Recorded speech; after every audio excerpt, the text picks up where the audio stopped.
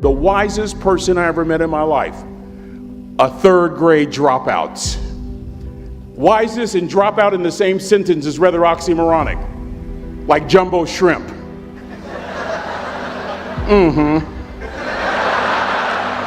And it's not oxymoronic for me to say third grade and dropout. That third grade dropout, the wisest person I ever met in my life, who taught me to combine knowledge and wisdom to make an impact, was my father. A simple cook. Wisest man I ever met in my life. Just a simple cook. Left school in the third grade to help out on the family farm, but just because he left school doesn't mean his education stopped. Mark Twain once said, "I've never allowed my schooling to get in the way of my education." My father taught himself how to read, taught himself how to write, decided in the midst of Jim Crowism, as America was breathing the last gasp of the Civil War, my father decided he was going to stand and be a man. Not a black man, not a brown man, not a white man, but a man. He literally challenged himself to be the best that he could all the days of his life. A third grade dropout daddy who was quoting Michelangelo, saying to us, "Boys, I won't have a problem if you aim high and miss, but I'm going to have a real issue if you aim low and hit." A country mother quoting Henry Ford, saying, "If you think you can or if you think you can't, you're right." I learned that from a third grade drop. Simple lessons. Lessons like these. Son, you'd rather be an hour early than a minute late. We never knew what time it was at my house because the clocks were always ahead. My mother said for nearly 30 years, my father left the house at 3:45 in the morning. One day she asked him, "Why, Daddy?" He said, "Maybe one of my boys will catch me in the act of excellence. I want to share two things with you." Aristotle said, "You are what you repeatedly do." Therefore, excellence ought to be a habit, not an act. Don't ever forget that. I know you're tough, but always remember to be kind. Always. Don't ever forget that. Never embarrass mama. Yeah. If mama ain't happy, ain't nobody happy. If daddy ain't happy, don't nobody care. But I'm trying to tell you. Next lesson. Lesson from a cook over there in the galley. Son, make sure your servant's towel is bigger than your ego. Ego is the anesthesia that deadens the pain of stupidity. Y'all might have a relative in mind you want to send that to. Let me say it again. Ego is the anesthesia that deadens the pain of stupidity. Pride is the burden of a foolish person. John Wooden coached basketball at UCLA for a living, but his calling was to impact people. And with all those national championships, guess what he was found doing in the middle of the week? Going into the cupboard, grabbing a broom, and sweeping his own gym floor. You want to make an impact? Find your broom. Every day of your life, you find your broom. You grow your influence that way. That way you're attracting people so that you can impact them. Final lesson. Son, if you're going to do a job, do it right. I've always been told how average I can be. Always been criticized about being average. But I want to tell you something. I stand here before you, before all of these people, not listening to those words, but telling myself every single day to shoot for the stars, to be the best that I can be. Good enough isn't good enough if it can be better, and better isn't good enough if it can be best. Let me close with a very personal story that I think will bring all this into focus. Wisdom will come to you in the unlikeliest of sources, a lot of times through failure.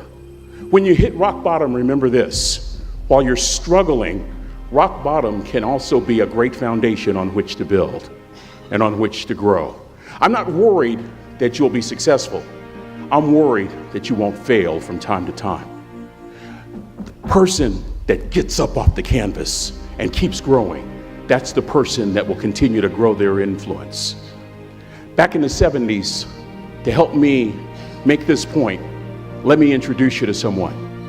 I met the finest woman I'd ever met in my life. Back in my day, we'd have called her a brick house. This woman was the finest woman I'd ever seen in my life. There's just one little problem. Back then, ladies didn't like big old linemen. The Blind Side hadn't come out yet. They like quarterbacks and running backs. We're at this dance, and I find out her name is Trina Williams from Lompoc, California, and we're all dancing, and we're just excited. And I decide in the middle of dancing with her that I would ask her for her phone number. Trina was the first one. Trina was the only woman in college who gave me her real telephone number. The next day, we walked to Baskin & Robbins ice cream parlor. My friends couldn't believe it. This has been 40 years ago, and my friends still can't believe it. We go on a second date, and a third date, and a fourth date. We drive from Chico to Vallejo so that she could meet my parents. My father meets her. My daddy, my hero, he meets her, pulls me to the side and says, "Is she psycho?" But anyway, we go together for a year, 2 years, 3 years, 4 years. By now, Trina's a senior in college. I'm still a freshman, but I'm working some things out. I'm so glad I graduated in 4 terms. Nixon, Ford, Carter, Reagan. So now it's time to propose. So I talk to her girlfriends, and it's California. It's in the 70s, so it has to be outside. Have to have a candle, and you have to have, some chocolate. Listen, I'm from the hood. I had a bottle of Boone's Farm wine. That's what I had. She said yes. That was the key. I married the most beautiful woman I'd ever seen in my life. Y'all ever been to a wedding, and even before the wedding starts, you hear this? How in the world? And it was coming from my side of the family.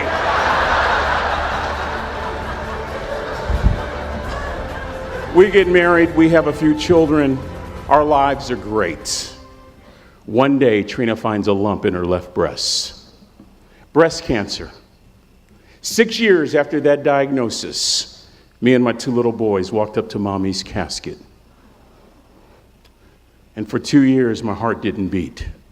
If it wasn't for my faith in God, I wouldn't be standing here today. If it wasn't for those 2 little boys, there would have been no reason for which to go on. I was completely lost.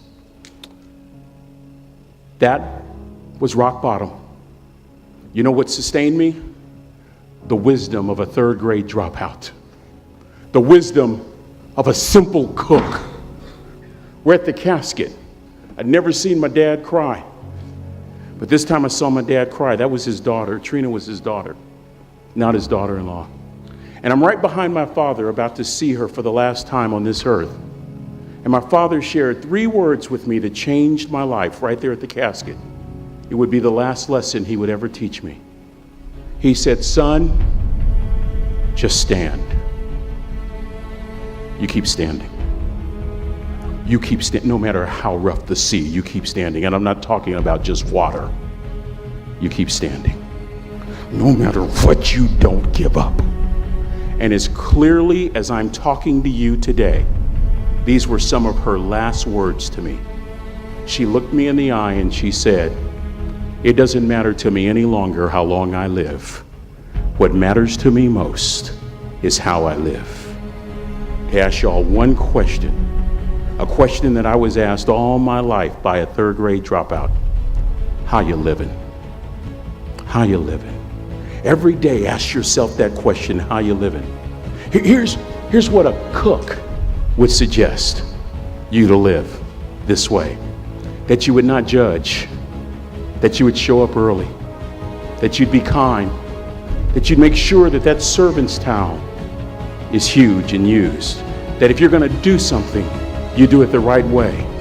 That cook would tell you this, that it's never wrong to do the right thing, that how you do anything is how you do everything. And in that way, you will grow your influence to make an impact. In that way, you will honor all those who have gone before you, who have invested in you. It is with great honor that I say all your life, look in those unlikeliest places for wisdom. Enhance your life every day by seeking that wisdom and asking yourself every night, how am I living? May God richly bless y'all. Thank you for having me here.